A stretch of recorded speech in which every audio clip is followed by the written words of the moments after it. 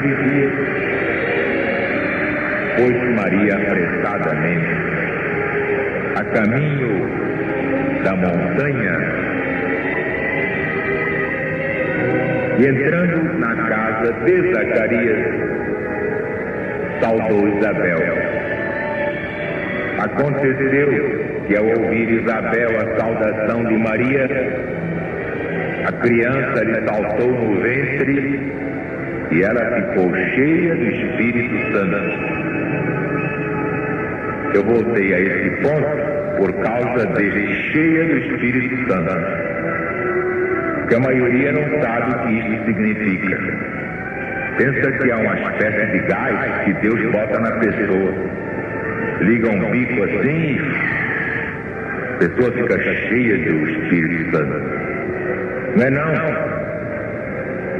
Quando a Bíblia fala cheia do Espírito Santo, quer dizer tomada por um espírito da mais elevada hierarquia. Toda vez que vocês pegarem o Evangelho e encontrarem esta passagem, já sabem que a pessoa cheia do Espírito Santo é aquela que, pelo seu merecimento, recebeu a inspiração, a orientação de uma das mais elevadas entidades da hierarquia celestial. E a maioria não sabe disso. Depois, então, tem aquela passagem do anjo. Maria não duvidou.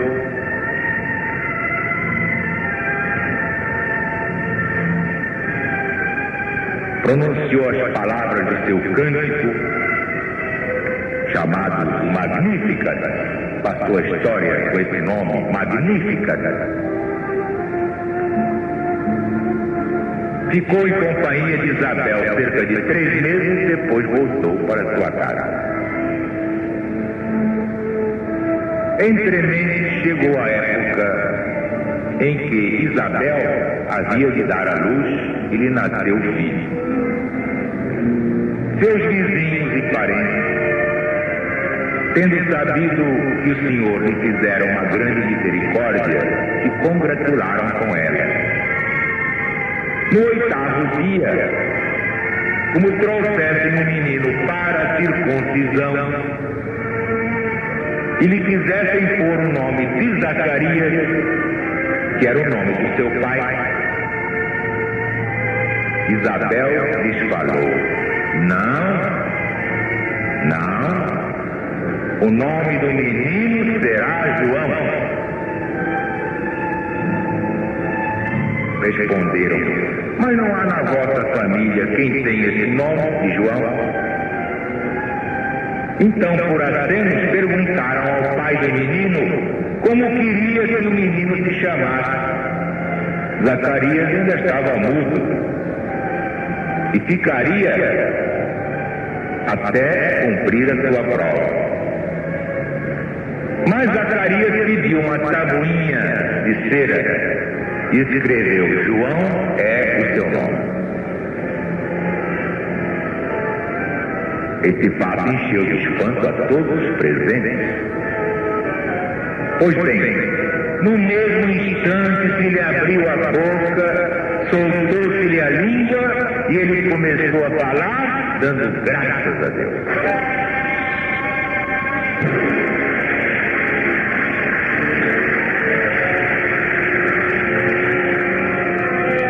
Todos os que residiam na vizinhança se encheram de temor. A notícia dessas maravilhas se espalhou por toda a região montanhosa da Judéia. E todos os que as ouviram narrar guardaram delas lembrança e diziam entre si: que virá a ser um dia esse menino? Porque sobre ele estava a mão poderosa do Senhor. Ora, Zacarias, cheio do Espírito Santo, profetizou, dizendo: bendito seja o Senhor Deus de Israel, porque visitou e remiu o seu povo. Suscitou-nos um Salvador poderoso na casa de seu servo Davi, conforme desde séculos prometeu pela boca dos seus santos profetas, para nos livrar dos nossos inimigos e das mãos de todos aqueles que nos perseguem, para usar de misericórdia com os nossos pais, lembrando o juramento ao pai Abraão, quando nos prometeu a graça de que, livres de nossos inimigos, o serviríamos sem temor, em santidade e justiça, em sua presença por todos os dias da nossa vida.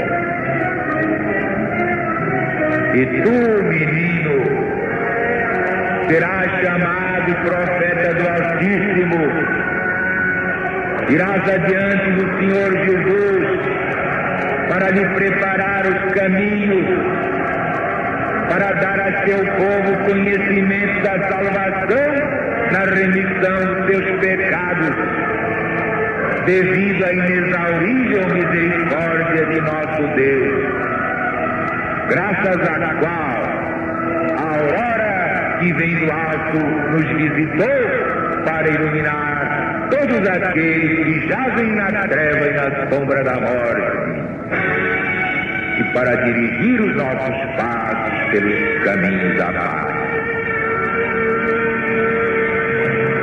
E o menino crescia e se fortificava no espírito, permanecendo nos desertos até o dia em que havia de aparecer diante do povo de Israel. Ora, o nascimento de Jesus se deu assim.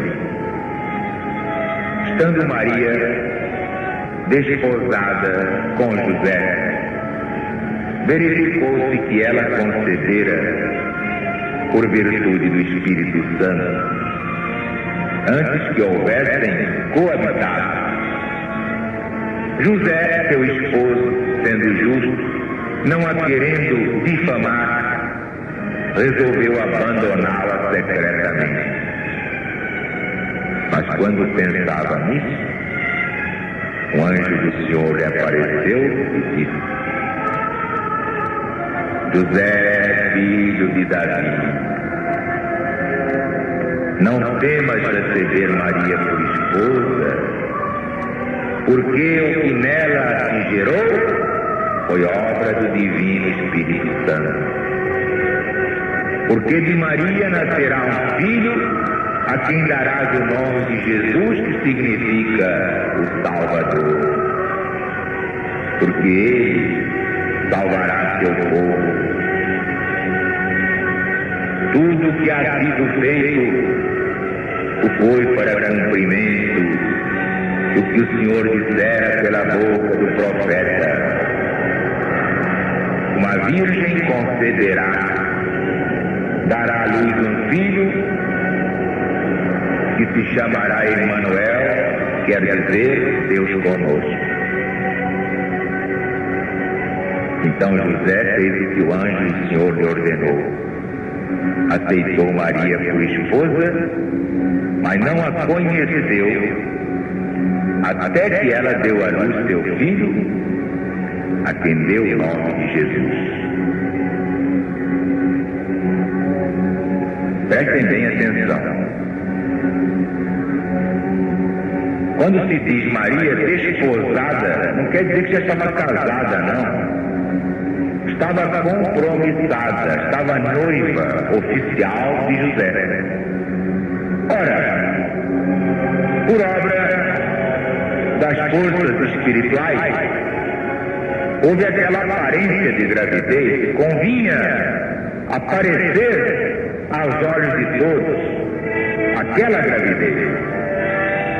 Que ninguém aceitaria o nascimento de Jesus por outra forma que não pela comum de ventre de mulher. Mas Jesus não podia nascer de ventre de mulher.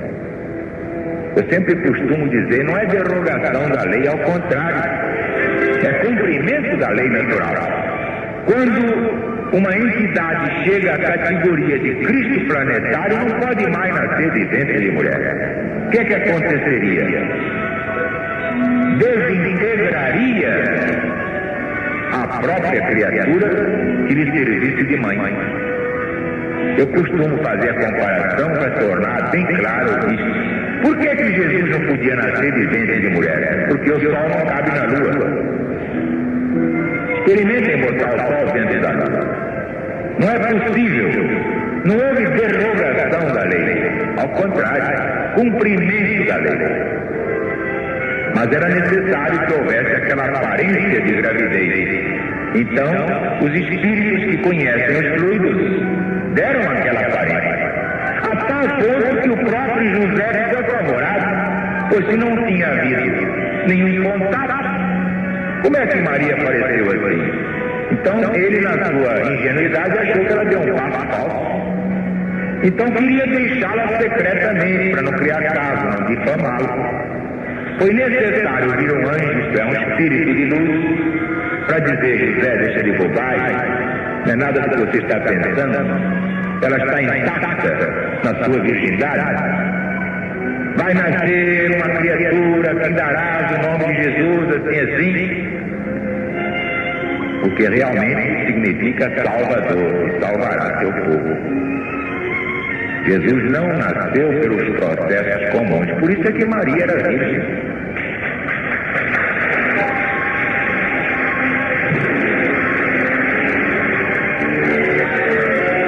Jesus era de uma franqueza absoluta.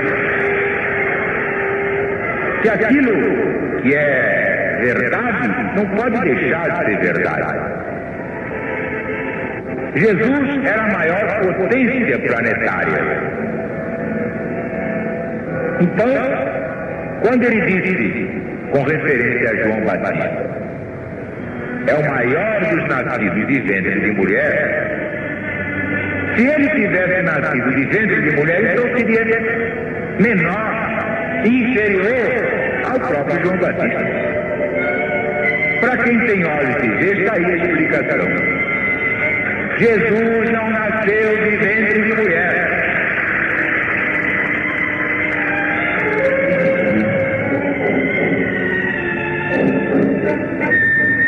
Daí está explicado um fato tão simples, mas que a maioria complica porque ignora a lei dos fluidos. Como é que Jesus multiplicava os pães e os peixes? Pelo conhecimento da lei dos fluidos. Manipulando os fluidos, ele faz dos fluidos o que quiser, quanto mais pão e peixe. Então José deu um exemplo de humildade. Voltou para sua companheira, como está aqui no Evangelho.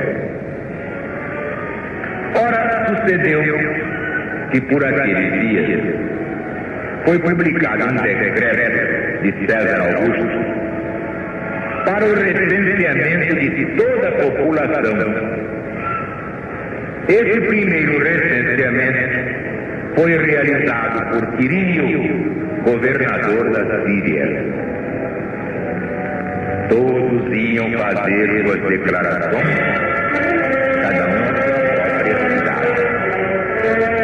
José então partiu da cidade de Nazaré, que fica na Galileia, e veio a Judéia, a cidade de Davi, chamada Belém, pois ele era da casa e da estirpe de Davi, a fim de se fazer alistar com Maria, sua esposa, que estava grávida. Enquanto ali se achava, chegou o tempo em que ela devia dar à luz.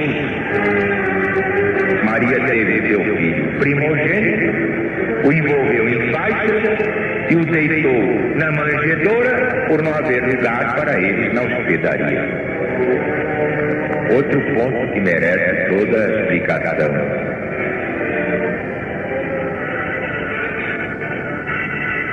Enquanto ali se achava, chegou a hora de dar à luz. Então Maria teve seu filho primogênito, Como a Bíblia fala nos irmãos de Jesus, inclusive naquela passagem, Senhor, estão lá fora tua mãe e teus irmãos, querem falar contigo. E foi quando Jesus respondeu: quem é minha mãe? Quem são os meus irmãos? Eis aqui minha mãe, eis aqui meus irmãos, são todos os que ouvem a palavra do Pai Celestial. São os que fazem a vontade do Pai Celestial. Entretanto, aqueles que querem ser mais realistas que o rei dizem: ora, aprovado que Jesus tinha a porção de irmão, a própria Bíblia diz. E olha aí, Jesus foi o primogênito, está na Bíblia, pode pegar, você vai ver lá, filho primogênito. Ora, isso é uma bobagem. Bastava nascer o primeiro para ser o primogênito, mesmo que não houvesse nascimento de mais nenhum. Irmãos eram como se chamavam naquele tempo os parentes próximos. Inclusive assim nós todos nos chamamos de irmãos.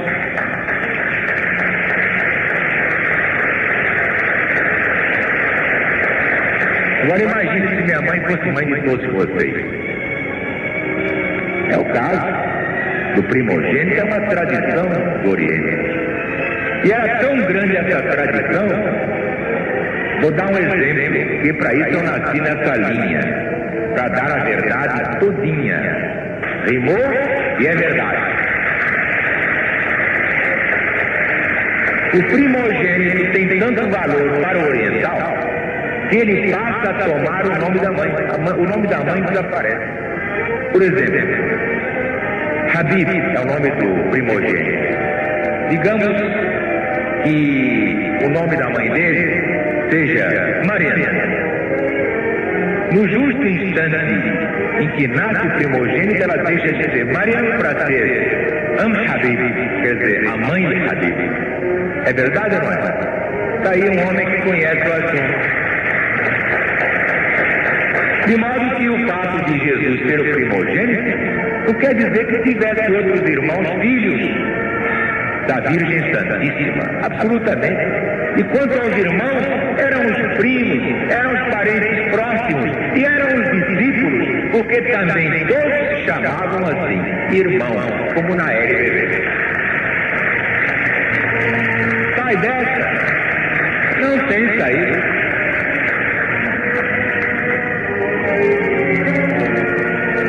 Entretanto, existem muitos livros de homens coitados, materialões, que examinam tudo ao pé da letra, transcrevem esses trechos dizendo: olha aí, a própria Bíblia se encarrega de provar que Maria não era virgem, que Jesus tinha outros irmãos.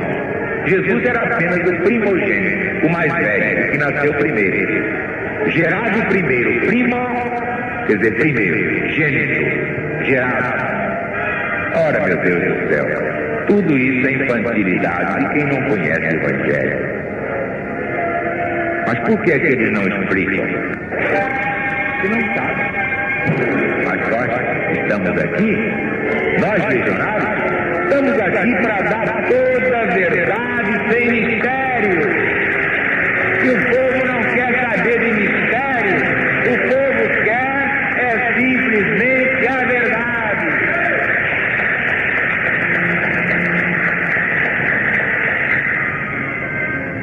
Quanta coisa se ignorava e hoje não se ignora mais. Quantos tabus a igreja já liquidou. Há outros que eu ainda não posso mexer neles. Não é falta de coragem que vocês acham que eu não tenho medo de nada. Mas é que eu estou preparando a mente do povo para poder receber. Assim como foi o novo mandamento. Levamos 10 anos preparando os caminhos até dizer: bom, agora o pessoal está preparado. Então vamos revelar o novo mandamento. Vamos ver o que ele significa. E agora todos aceitam e compreendem perfeitamente.